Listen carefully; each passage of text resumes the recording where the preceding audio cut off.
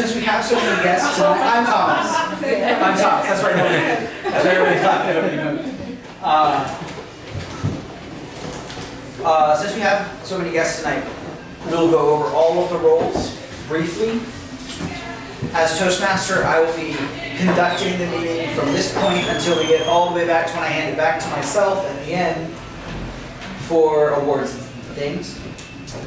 With that, I will introduce various parts of our roles and responsibilities team, starting with our grammarian, Justin Gish. He tells us briefly what the grammarian does, and also introduce our word of the day. Sure. So the grammarian listens to all the speeches and other discussions that go on during the meeting and looks for filler words like double clutches, double words, and then also notes any grammatical errors that someone may have made, and then keeps a record of the number of times that the word of the day is used. The word of the day is abject. Abject is something bad experienced or present to the maximum degree. So an example of that would be, his letter plunged her into abject misery. Or another definition is a person or their behavior completely without pride or dignity, an abject apology. Another example that I've heard, the first one that came to mind for me was abject poverty. Thank you, Justin. We will also have tonight our general evaluator, who will lead our evaluation team, Lawrence Crompton.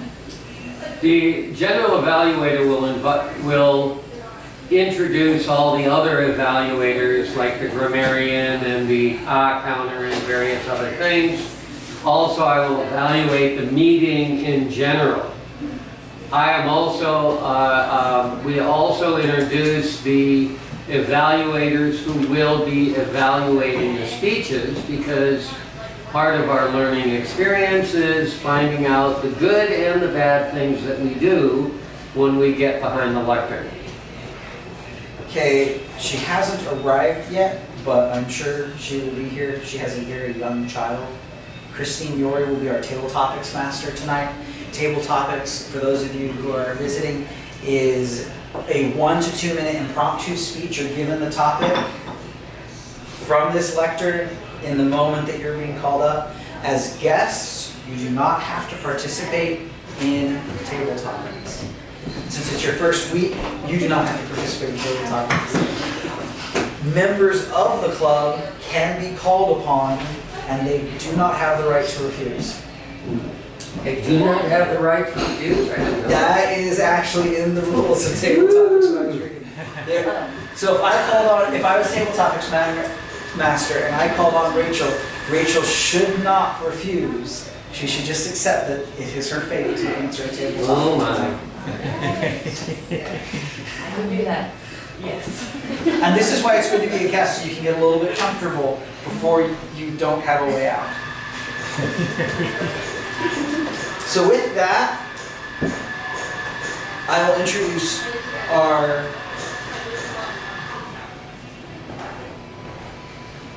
first speaker this evening. He is our most distinguished member of the club, has been a member of the club for the longest amount of time. He has achieved his advanced communicator silver, his advanced leadership silver, no, bronze. Okay. Because we don't have an evaluator for her yet. Oh. Okay. Okay. Our first speaker this evening is Lawrence Crompton, who will be talking about high performance leadership. And what are the timings for this speech? It's a 7, what's it say in there, 7 to 10? 7 to 10 is the age. I think so. Okay. Does it say? I'm sorry, we should have found that out prior to the meeting, and that's my fault. But I didn't. Yeah, let's say it's 7 to 10 minutes. All right. I don't see it in here, but that's what I'm going to call it. Okay. 7 to 10 minutes. Long speech. Fellow Toastmasters and honored guests, this evening I want to talk a little bit about a high-performance leadership project. As we move forward in our Toastmasters life, one of the things that we are able to do is called a high-performance leadership project. A high-performance leadership project can be a project in Toastmasters, or could be a project that you're doing outside of Toastmasters at your own company, or volunteer work, or anything that you're doing that would involve other people working together with you to create something to happen. In order to get the highest honor of Toastmasters, which is your distinguished Toastmasters, you have to do a high-performance leadership project. So I started last year, or the beginning of this year, doing a high-performance leadership project. What I wanted to do was to set up a committee and get a group started to create a speechcraft program. Now, a speechcraft program is a program within Toastmasters that is set up for people who are not in Toastmasters to be able to have a class on public speaking and leadership through communication. So this is a very nice program.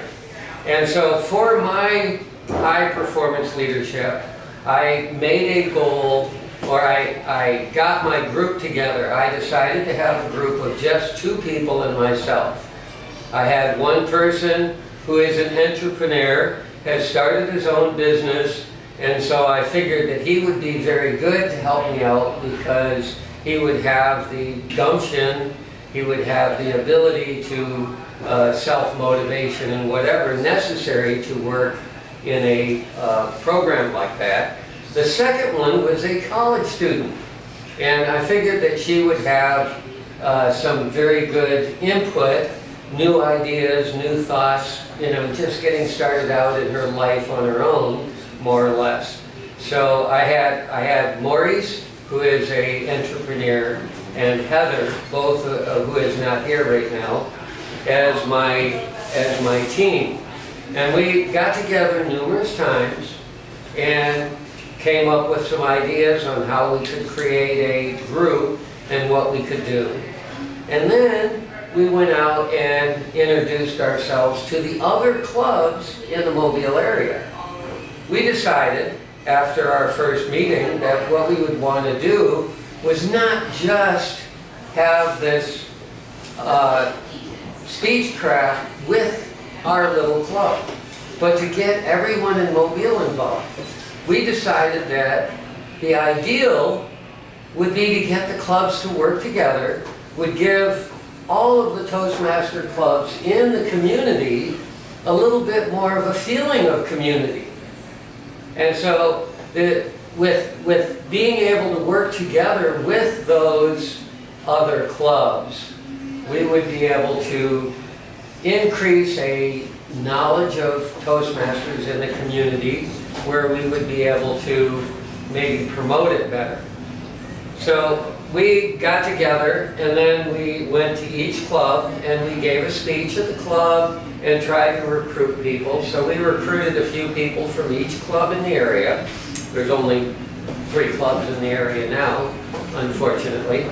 But we were able to recruit people from those clubs to be the steering committee for our speechcraft. Now, what we are going to do next is, as part of the speechcraft steering committee, we have to decide what we're going to do next, when we're going to have it, how we're going to have it, what we're going to charge for it, and various other things. But the actual high-performance leadership project was to just get it going. So we decided that we were going to get all these people together and make it happen. So during the course, we met together 4 or 5 times. We discussed what we were doing. Now, part of the high-performance leadership project is to evaluate my personal leadership skills because it was my project. So in the beginning of the high performance leadership, they have a survey that you do to see what kind of leadership abilities you already exist and what leadership abilities might need to be worked on. And then at the end of the program, you have to reevaluate once again to see if anything's changed. And so when I went through and did my first project or first evaluation of my leadership skills, I found out, well, I'm a professional ship's captain by trade. So I do have some leadership skills that I already know exist. There were some things that I needed to improve on. And so I did do a little bit of focus on how to improve on those things. I know one of the things that I consider as a high point for me in my leadership skills is I'm able to delegate. Now, my big problem is that oftentimes I may over-delegate, which means that I give everybody else responsibilities and then I don't have anything to do. Which I guess for leadership, that's a good idea, right? That's where you want to be. But anyway, so this program, I did try to delegate some responsibilities to other people, and I was able to do that. I was able to keep myself occupied where I could get things done in a way that would keep our project moving. Now, another thing that is important in any kind of a leadership project is to have checkpoints along the way. Okay, I want somebody to, say for instance, I wanted somebody to set up advertising if I was in a certain project. Well, I would set up goals in that project. Now, as a leader, it's my responsibility to keep track of what those goals do. Now, this is one of the things that is low on my priority list, or on my list of things that I'm good at. I'm not really a strong goal-oriented person, which probably is a bad thing. But so it was difficult for me to say, okay, I want you to do this, and I want you to have this done by this time, and this done by this time, and this done by that time. Unfortunately, in this project, there were not a lot of those that were necessary. So I'm going to be working with our steering committee to try to continue working with this speechcraft. So I'm hoping that during that, I will also increase that ability. So we have completed that portion of the high performance leadership, and we are now moving into our speechcraft. Now it's going to be up to the steering committee for the speechcraft itself.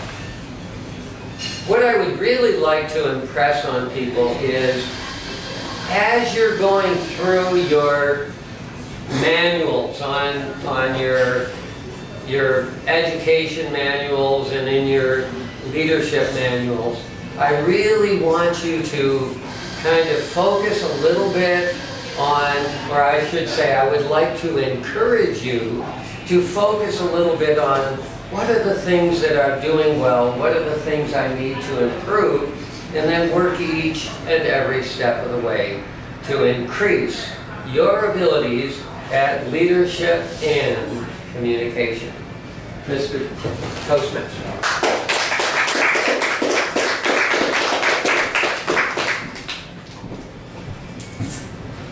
Nikki, can you evaluate your game speech?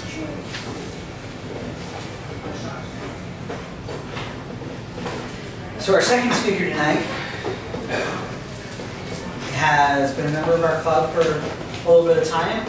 She not only is overcoming all of the challenges that every one of us here faces of not exactly always being comfortable up here, but has also been overcoming a small language barrier, which has been very impressive to be able to watch and see the development both as a public speaker and your ability to use the English language better than me a lot of times. Our second speaker tonight is Yu Ying Wang.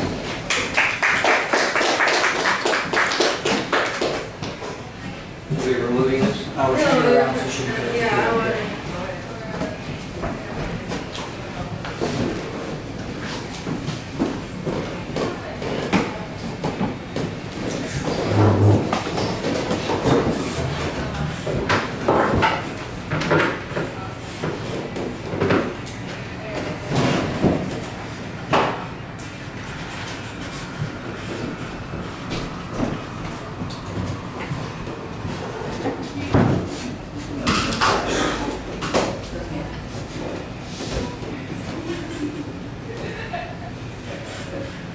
Fellowship and honored guests.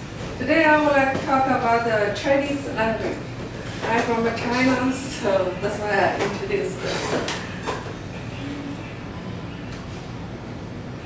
Chinese character we call is a square character because it's always the shape like a square.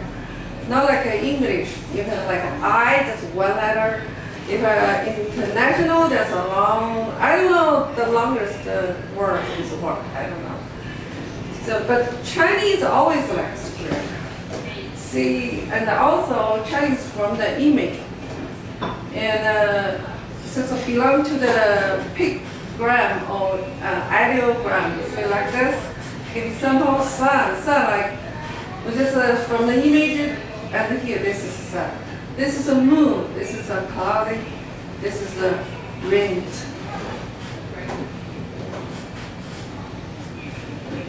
Chinese also we call Han. Why we call Han? Because Han people in China is a majority. We speak this language, so we call Han people. And the Chinese, it's many other ethnic group in China also speak Han. Hanyu is more than 5 dialects, and Mandarin is official dialect. By far, most common dialects are not naturally intelligible. For example, Canton, I totally can understand Canton. Some people say dialect. Oh, last Friday I gave my friend it's a rap, and she called her husband. I totally can understand. I told her, if you speak English, maybe I can understand some. But you tell it, her dialect totally can understand. For example, Shanghai dialect we call Mandarin. We call the toy, like T-O-Y, toy. We say 玩具. But Shanghai dialect say 白香的么子, totally different. So it's very challenging. I'm in Shanghai for my college education. At first, I'll be there. I totally can understand what they're talking about. Chinese have 2 writing systems. One we call simplified Chinese.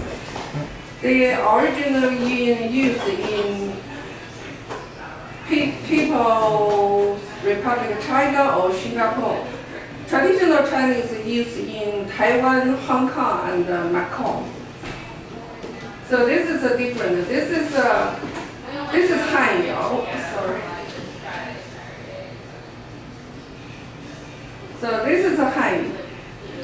This side is traditional. This side is simplified. So see, this is we study, like study. This is a traditional. This is a simplified. So I think Taiwanese is poor. They write, if you handwrite, they write a lot. It's much complicated with the compared with the simplified. It's much complicated, right?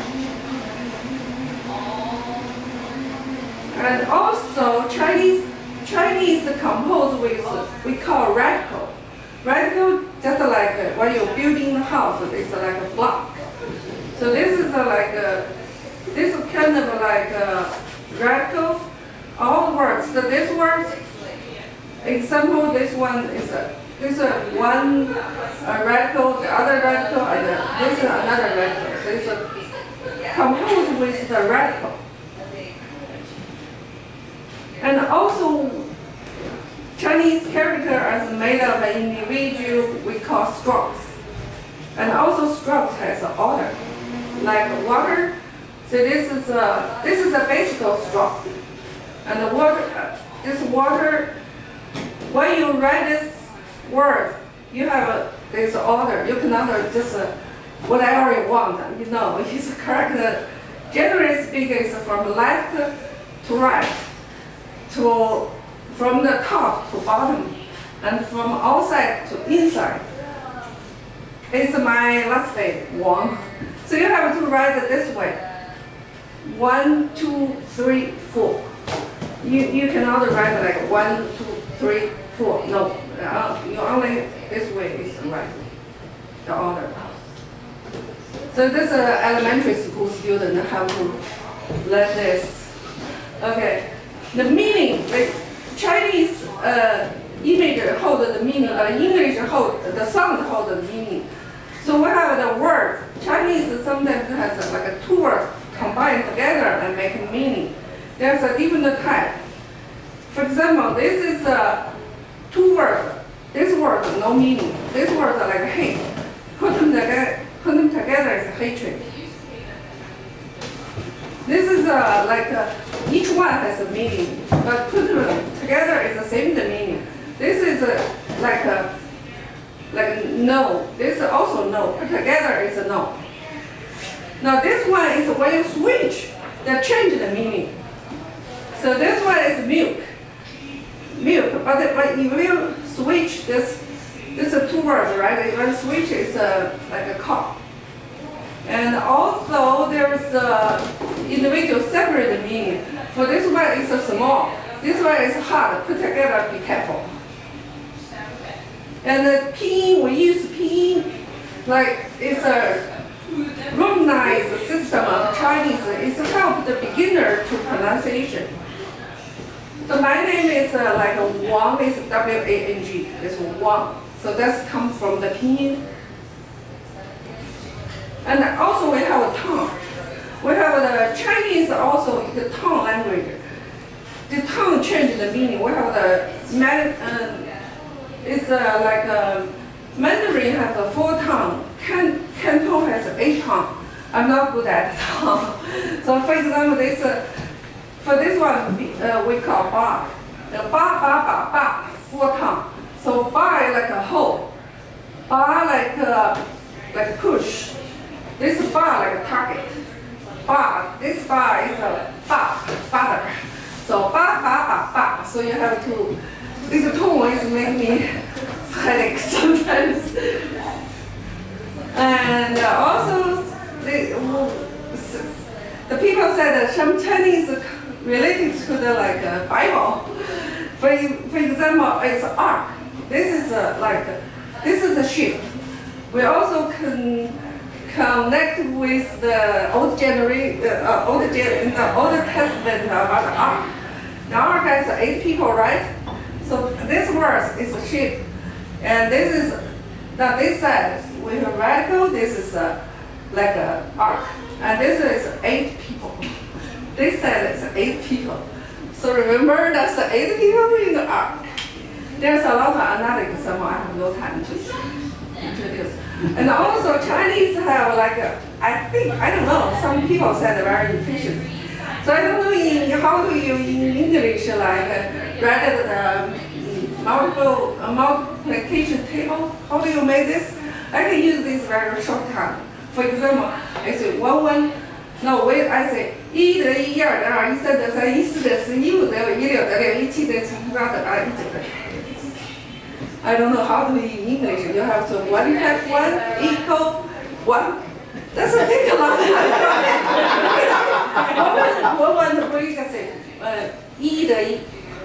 In English you have to 1 type 1 equal 1, right?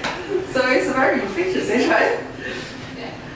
And also, we have this is like, sometimes we have, this is like an idiom. I think an idiom in English. So it means one insistent success. So I hope tonight, Alabama can win the game. Yes, that's it.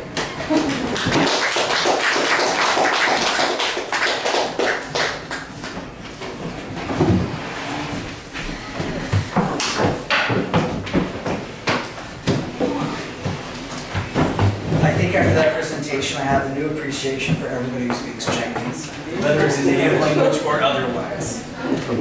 Because English seems easy now. Yes. Okay, before we go into the table topics, I just want to, for the benefit of the guest, just explain the role of the timer. Yeah, sorry for The timer just keeps track of the time for each speech and each table topic. And for example, since we're going into table topics, I'll just demonstrate for table topics. Table topics is 1 to 2 minutes.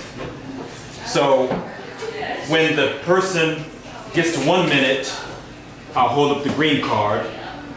If the person gets to 1 minute and 30 seconds, I'll hold up the amber card or the yellow card. And then when the person gets to 2 minutes in their table topics, I'll hold up the red card. And depending on the time of the speeches, there are 3 timing points. For example, for Lawrence's speech was 7 to 10 minutes. So at the 7-minute point, I would hold up the green card. At 8 minutes and 30 seconds, I'll hold up the yellow card. And then if he had reached 10 minutes, I would hold up the red card.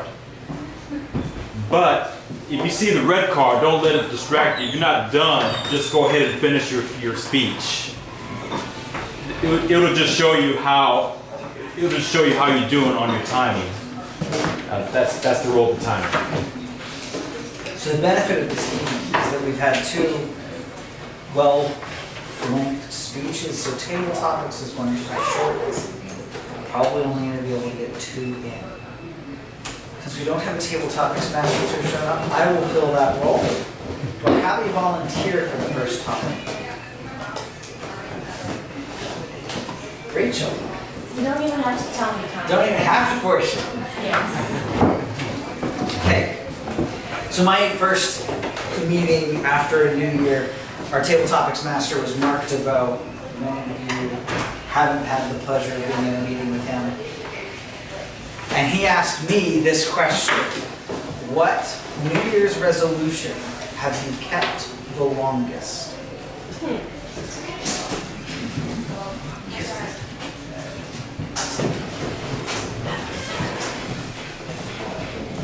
Distinguished guests and fellow Toastmasters, thank you for allowing me to speak in front of you tonight.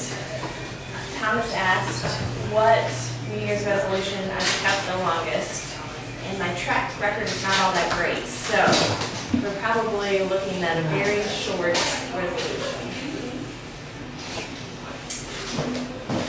You can just go with this year. We're on day 8, that's pretty good. My resolution this year is to be more prepared and to try and be more proactive in my life.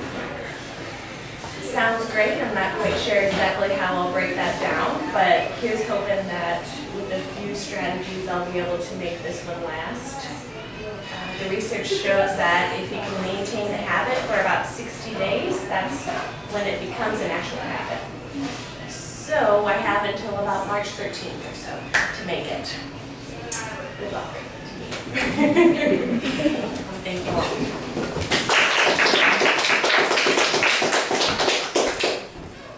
Any other volunteers? Mickey. It's insane for having. And you thought someone was crazy because of their New Year's resolution. What was the resolution? You don't have to tell us who it was. You just have to tell us what the resolution was. Okay. Thank you. Good evening, fellow Toastmasters and honored guest, I'm Vicki Seltzer.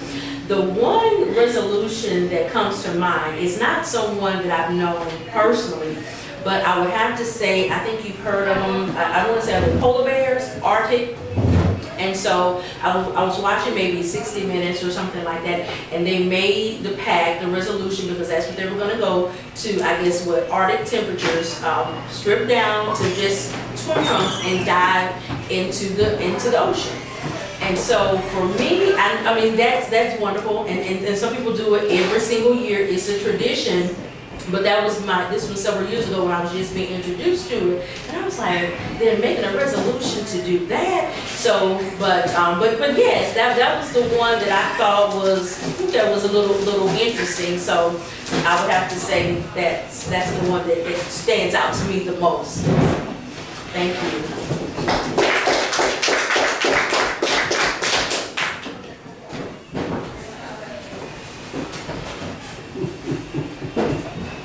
The decision, we're right on the cusp of, do we have enough time? If I have a volunteer, we have enough time. If not, then we'll move on. Okay. What's your name? My name's Dan McKee. Dan McKee? Dan McKee. Dan McKee, okay. Dan, what New Year's resolution would you like to keep the most? Okay. Yep.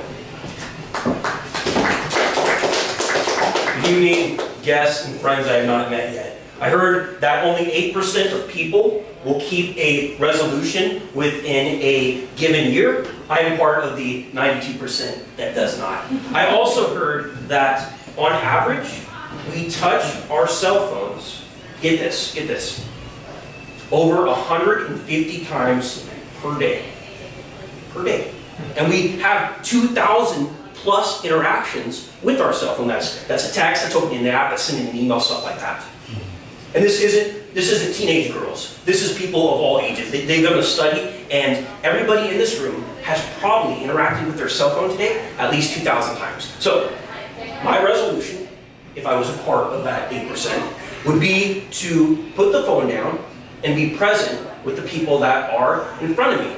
Who are my neighbors, co-workers, who are potential romantic partners, who are potential business partners that I'm not interacting with because I've got my head down on my screen. Who are the people that are in my life that need a little bit of love, that need help, that need an ear, that I can pay attention to this year if I were a part of that 92%, that 90-something percent, 92%. The resolution I would like to keep is less time on the phone and more time in the present. Thank you.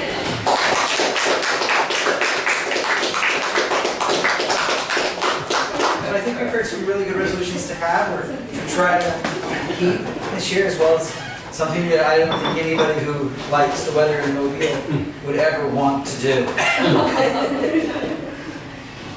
With that, we will proceed to our evaluation portion of the evening, which is led by our general evaluator, Lawrence Crompton.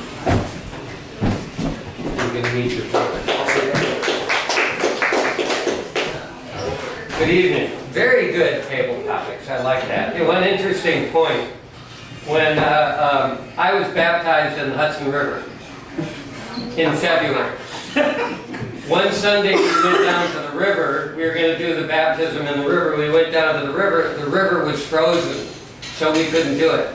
So we went the next week when the ice broke up. But there was still ice going down the river at the time. We were all young and foolish. All right. As general evaluator, I evaluate the meeting, and I also introduce the other evaluators who have more specific responsibilities. So far, our meeting is coming along quite swimmingly. We don't have any abject problems at this point, so we're all good. I would like to introduce our first evaluator. That's going to be Rachel. Rachel has evaluated the first speech, which is the speech that I gave on high performance leadership. Rachel. I have the pleasure tonight of evaluating Lawrence's speech for us on high performance leadership. First of all, bravo to Lawrence for such a wonderful project. The first question is, how effectively did the speaker summarize his or her leadership project and experience? And did the speaker adequately explain the nature and scope of the project? I thought Lawrence did a wonderful job in explaining not just the background, but his rationale behind his decisions, as well as laying out the timeline in a very easy to follow format. It was inspirational and encouraging, and I love how you incorporated the use of community into your speech. The next question is, how did the speaker make the talk and his or her leadership experience relevant to the audience? It was a natural fit for us, given our shared interest in public speaking and leadership, so it's very relevant to us tonight. Lawrence also took a moment to share some lessons learned with us so that we can take those those encouraging remarks with us along our own journeys. How successful was the speaker's leadership project? I thought it was quite successful. You set out to accomplish a steering committee and to gain other members along the way, and you accomplished that. And how well did the speaker explain what he or she learned from the leadership experience?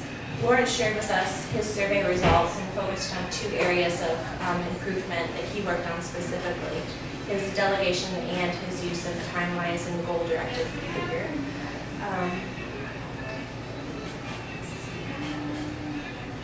And he shared a lot of his lessons on a personal basis.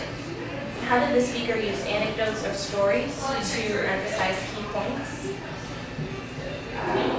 I love hearing Lawrence's stories, and I wouldn't have minded hearing a story or 2 more, especially about your experience on different committees and so forth. But you did share your experience as a ship captain, and I enjoyed hearing about that, as well as the survey results. The final question here is, what, if anything, could the speaker have done to help you better understand the project in his or her leadership experience? I'm curious to know more about the reception that you received at different groups, as well as a little bit more about where you're headed in the future. I think it's an exciting project that all of us here would love to hear more about. So thank you for sharing it with us tonight. Thank you.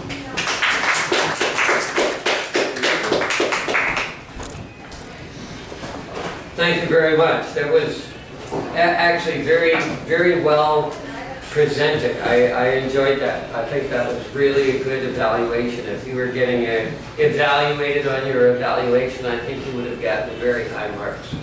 That was really good. You're doing the next one, right? Okay. So our second evaluator, Nick, yes. And she is going to be doing the evaluation of a speech by Ewing on the Chinese language.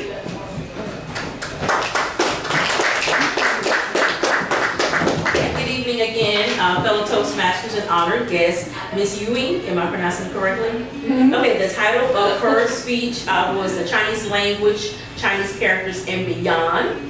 So was the speech topic appropriate for this particular assignment? Absolutely. Did she use simple, short, clear words? She did as much as she could, considering the nature of her speech. Did she use vivid, descriptive words that created mental images? Absolutely, she did. She did excellent on that. Did the speaker use words that were more than one meaning or were accurate? I think she did. I believe so. Sentences short, simple, understandable? Yes. She did an excellent job using rhetorical devices to enhance his or her ideas. So she did have visual aid, which, considering the nature of her speech, it was imperative that she have visual aid. I'm thankful that she did have it. Did she speak avoid jargon and unnecessary words? She did. There were a lot of filler words. I didn't think so, but I know I'll go Marion. He'll touch upon that. Did the speaker use proper grammar and punctuation? Yes. She did an excellent job of that. Was the speech purpose clear? And was the speech effectively organized? Yes. Also, what could she have done differently? I do believe it was very informative. As he said, this learning Chinese or Mandarin, whatever her first language is, she did an excellent job of trying to learn it myself, as that would have been different, but she was very effective and informative. Only thing I probably would have, which I know is not our format and our forum here, was a little Q&A, questions and answers. But there again, that's not the format, but I would have liked to ask a few questions about it. And what did I like? What did I like about the speech? Again, visual aid. Her PowerPoint, her presentation was very clear, very informative, and so was distinct. So I think all in all, that Ms. Ivy did an excellent job. Thank you. Yes, I'm quite disappointed. If we had the opportunity to be upstairs, it would have been on a big screen TV, and it would have been much more clear. And so she was depending on that. You could tell because some of the stuff was so small from back there I couldn't see it, but that might be me. But one thing, I really enjoyed that. Now, if I could ask one quick question on that. My understanding is that it's pictographs, right? So what is the pictograph for prosperity? What? Prosperity? Prosperity? Yeah. What are the symbols that put together? Symbol put together? Yeah. Which one? Because I heard that for prosperity, it was a house with pigs in it. Is that correct? Okay. Just curious. I thought that was kind of interesting that they consider that as prosperity. You got a house with pigs in it. Hey, you can eat. Something like that. All right. The next evaluation, we're going to get an evaluation from our timer, Maurice. All right, thank you. So that I won't be an abject failure in being derelict in my duties of being the timer, I'll go over the timer's report. The first speech done by Lawrence was 9 minutes and 14 seconds. The second speech, Yu Ying, was 9 minutes and 26 seconds. For table topics, Rachel was 1 minute and 1 second. Mickey was 57 seconds. And Dan? Yes, sir. Was 1 minute and 28 seconds. The evaluations, Rachel was 2 minutes and 30 seconds, and Mickey was 1 minute and 56 seconds. So that is the timer's report. Good. Next, we would like to get our grammarian's report from Justin. Grammarian's report. Start with Yuing. Yuing, you had 2 uhs that I noticed. You also used some phrases like you had a so, this is but very good. I noticed very few issues there. Lawrence, you had a very long speech. So you also got the longest list of things that I picked up on. So I noticed about 5 uhs, 3 double words, several so's, an okay. I noticed an used twice, and you used the word of the day, abject. Rachel, the first time you spoke, I didn't notice any issues. The second time for evaluation, I noticed ums and ahs. There were a couple of ums, there were a couple of ahs. Nikki, you tend to use phrases. So I noticed an and so. There was I guess. There were 3 so's. There was I want to say. Dan, I noticed 1 but I didn't notice any other issues at all. Maurice also used the word of the day, abject. Thank you. Okay, very good. So far, our meeting is going along a little bit behind schedule, but at this point, I guess that I will turn it back over to our Toastmaster for this evening, Mr. Thomas Desmond. So we are running a little behind schedule, but we don't have any awards for tonight, so we'll be able to make it up pretty quick. For our educational overview tonight, I'm going to talk to you about what it means to be the president of a Toastmasters Club. I've now been the president of our club for 6 months. I've talked quite extensively with our previous past president, Maurice, about his experiences trying to help myself be better at what I'm supposed to be doing. So the overall objective of the president is to set the tone. Part of the reason why I'm dressed the way I am tonight is because I found out at 2 o'clock that the person who was in charge of our educational overview, our secretary, and who had been telling you what a secretary does, wasn't going to make it tonight. And so I got this email notification on my phone on my drive home from Elba, Alabama, where I was working today. And got home, and after getting out of the shower, because we were working outside in the dirt, I'm sure you guys did not want to see that.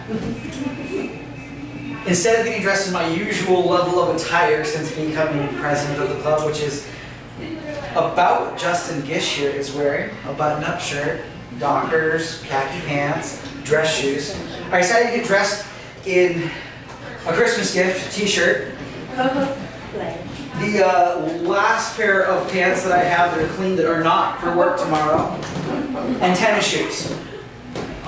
Because the most important thing the president does is set the tone. The tone tonight is a lot more relaxed and easygoing than the tone that is set when I'm dressed like Justin is. It's not, my attitude is not much different, but the tone naturally is different. That's what the biggest role of the president is. He sets the tone for both club meetings, executive committee meetings, which is our club officer meetings, which we try to hold once a month. So that's the first thing. The second thing that the club president is in charge of is giving a vision to each individual who has a major responsibility. Yu Ying and I talk when we have a chance about everybody's progress.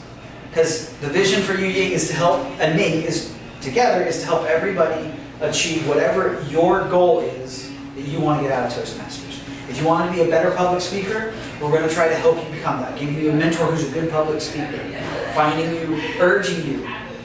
you ways and urging you to get up here in front of everybody and get evaluated for a speech. With our Vice President of Public Relations, him and I talk quite extensively about going and getting stuff posted on Facebook, and him posting things to Twitter, and him responding to things that come into our email box. Because that's, my vision for us is that we're always putting stuff out there for anybody and everybody to share in the club, as well as to see outside the community. So it's giving those visions. This is the vision that I want our club to portray. This is the vision I want our club to be for education and development. So those are the two key things that the president does as his role inside the club officers. When everybody is trying to achieve the vision set forward, it's a really easy job. Getting it started and moving takes some effort, because you're either having to turn a ship, which Lawrence will tell you is not exactly an easy thing, or you're having to get something new going. And it always takes some effort to overcome the inertia of not doing it the way you want. But once it's going, it kind of starts taking care of itself. I haven't gone on to Easy Speak other than to print off agendas that we all have for over 3 months, because they've already been filled out. All of the old meetings have been closed, because we have a good vice president of education and a good secretary that are taking care of those things for me, because that's what they're supposed to be helping me do. And so that's how it kind of works with the president. You get stuff started, and then you kind of just make sure that things continue to go well and try to figure out what you can start next. And then you just set the tone in the meeting. I remember Maurice set the tones very similar to me, kind of relaxed and kind of easygoing, trying to have it be more friendly and familial inside our Toastmasters Club. I partly did that because I attended one meeting at a different club, and I didn't like how serious they took everything. And so when I got elected, I was like, I'm going to follow Maurice's footsteps, and we're going to keep it nice and friendly and a nice community atmosphere. So that is the role of the president. I bring that up because if you would like to be the next president, please come and see me so that we can start you learning more detail, get you to write books so you can read what I've read, so that you can fulfill the role better than I have, so that the club can continue to achieve success in the future. I will now turn the time to Yu Ying to go over our meeting for next week. We do. Could I amend one thing? Go ahead. if anyone has any desire to be in any leadership role, please contact the president or the person who is currently in that role so that you can learn before you get there. Right, and so we're going to try to have for the next few weeks various educational overviews provided for you by the person filling the role right now. So that you have two things that you get out of that. One, you know who it is, and two, you know what they do. So you know if you would actually be wanting to help our club by helping us fill that role. Because the one thing is, I'm not allowed to be president again. I can be the vice president, I can be the previous past president, I can be the sergeant at arms, but I'm not allowed to be president again. So someone has to fill it, my role next term. You cannot fill it 2 times back to back. So, you very much need somebody who wants to step into my role. So, with that, Union, the only thing I would say about the agenda for next week is Lawrence will be doing a club series or something. Yes. One of our Successful club Successful series. club series speech. It is a 10 to 15 minute speech, so it is both speaking slots. Because its minimum time is the minimum time for 2 speeches, and its maximum time is the maximum for 2 speeches. So we don't need any speeches for next week, and we only need 1 evaluator. Oh, just one. Other than that, the time is yours to fill out the agenda for next week through volunteers here. I need to check. So we would need a general evaluator, first evaluator, timer, grammarian, table topics master, toastmaster, and a pledge.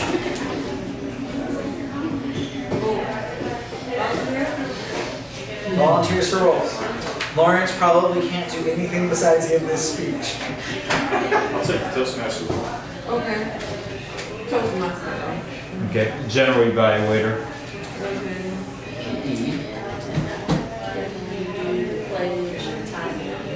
Okay.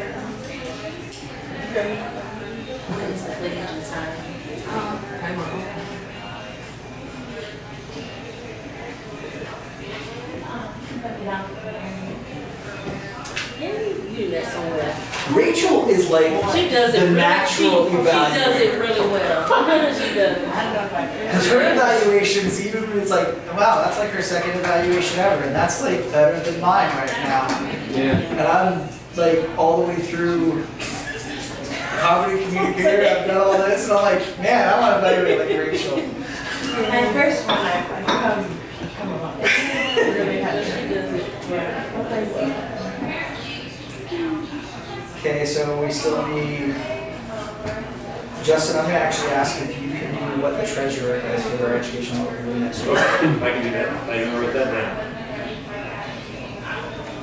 Because I can ask you right now, so you can prepare for a week versus you calling up Cody and asking him Sure. when he finally gets the voicemail message or checks his email. So. We need a speech evaluator. Okay, I'll do it.